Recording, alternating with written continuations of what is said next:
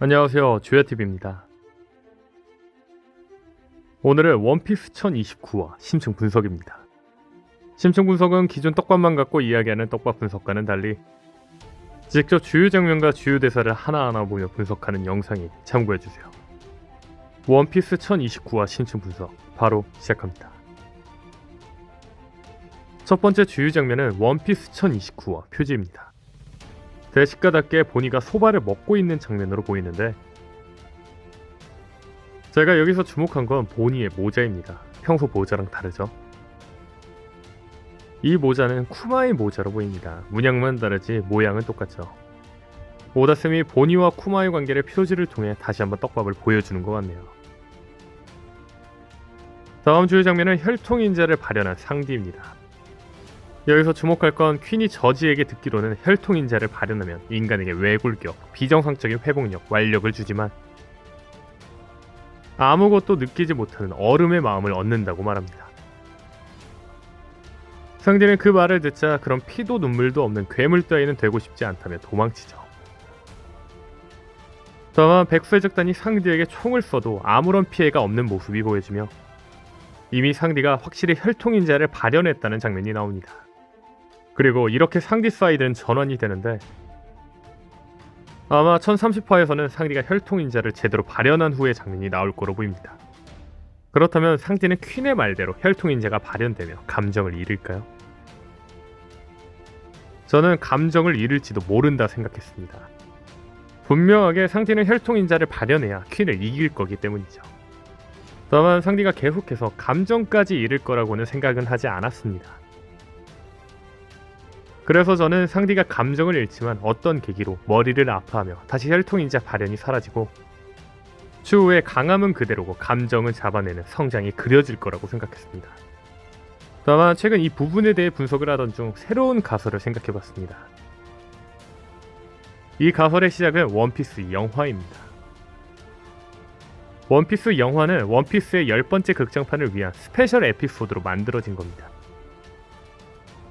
보통 극장판은 본편과는 다른 에피소드라 생각해도 될 정도로 약간 벗어나는 이야기라고 볼 수 있지만, 원피스 영화는 영화라고 지칭한 만큼 어느 정도 본편과 연결되어 있다고 볼 수 있죠.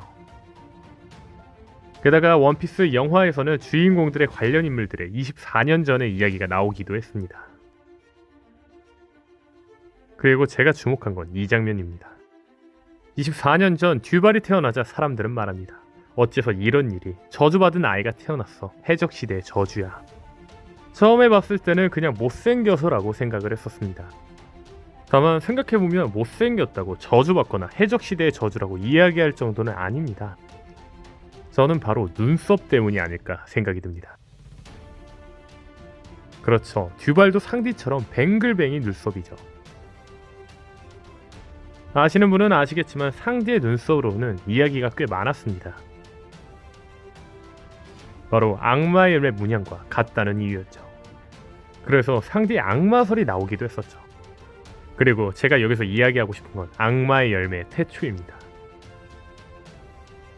악마의 열매 원리가 드레스로자에서 설명이 잠시 나온 적이 있는데, 열매의 능력자가 사망하게 되면 세계 어딘가에 그 능력의 악마의 열매가 부활한다고 합니다. 근데 그림을 자세히 보시면 악마의 열매에도 영혼이 있는 것처럼 나옵니다. 저는 이 그림이 악마의 열매의 원리라고 봅니다. 예를 들면 불꽃 능력을 사용 가능한 악마가 열매에 담겨있고,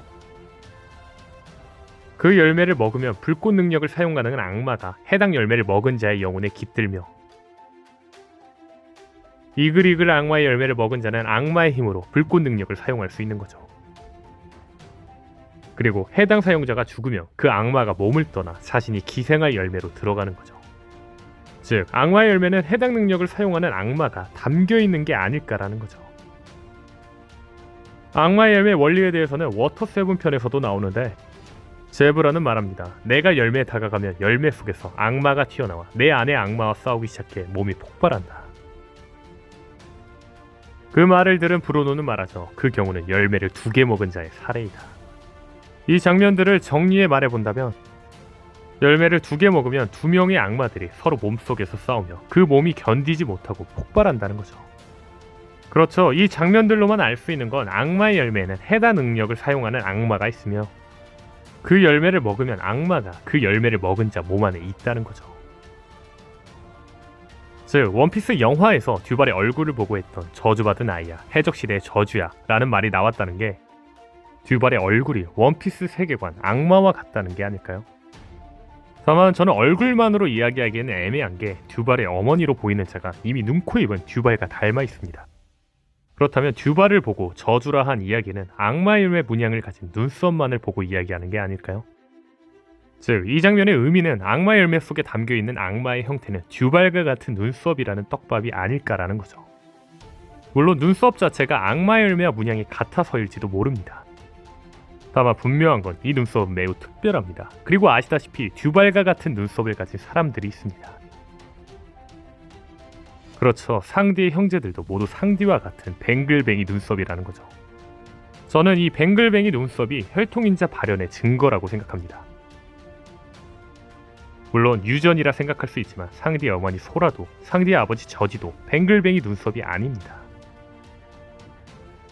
즉 부모와 같은 유전의 흔적이 없다면 이 눈썹은 인위적으로 만들어진 건데 빈스모크 형제들에게 인위적인 상황은 혈통인자밖에 없다는 거죠.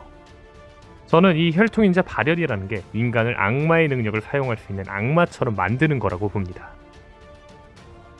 즉 악마의 열매를 먹지 않아도 악마의 열매 속에 담겨있는 인간 이상의 능력을 가진 악마로 만드는 거죠.